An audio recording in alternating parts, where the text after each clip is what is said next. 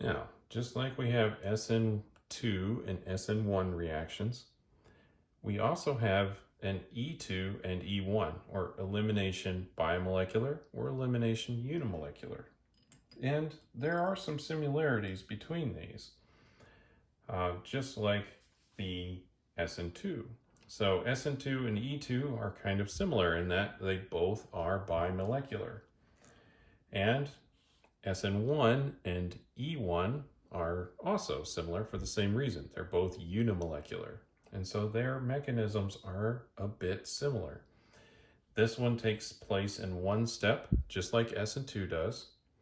This one takes place in two steps, just like SN1 does. So let's quickly review the E2 mechanism and then explore the E1. So in E2, we're going to have some substrate that can eliminate. So we'll need a carbon-carbon bond here. We'll need a leaving group. And we'll need an accessible hydrogen there. And then we have to have a base to take this hydrogen off. So we'll have a base B with a negative charge on it. So we'll have that base deprotonate the hydrogen, and then the electrons that were with this hydrogen are going to move into that double bond, and then the leaving group leaves. And that is all happening in one step, just boop, boop, boop, all the way through. So what we have for products is the base with a hydrogen now attached to it. So that would be the conjugate acid, a alkene, new alkene, plus our leaving group with a negative charge on it. So this took two molecules coming together to make this happen. Next, let's look at E1. Now, E1, the first step, looks very similar to an SN1, where we have the leaving group leaves first, and that makes a carbocation intermediate. So we'll start off the same substrate.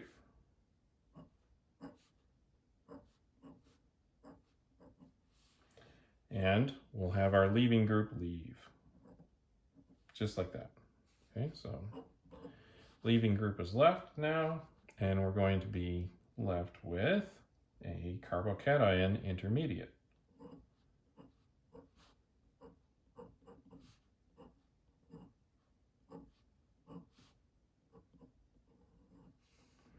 So there's our intermediate, and I suppose we should keep track of the fact that we still have our leaving group here.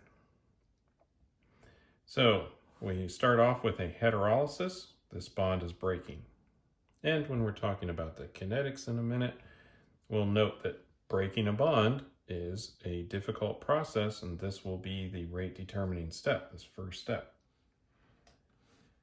All right, so next we have our intermediate here.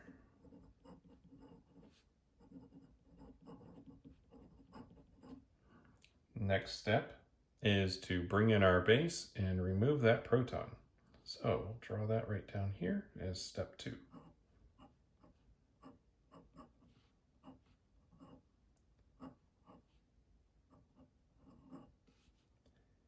Got our base.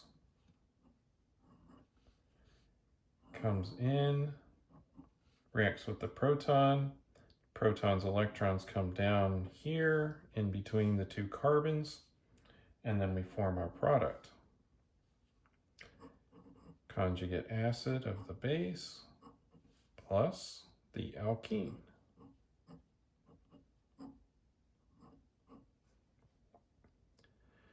So this E1 occurs in two steps. We have a heterolysis followed by a deprotonation.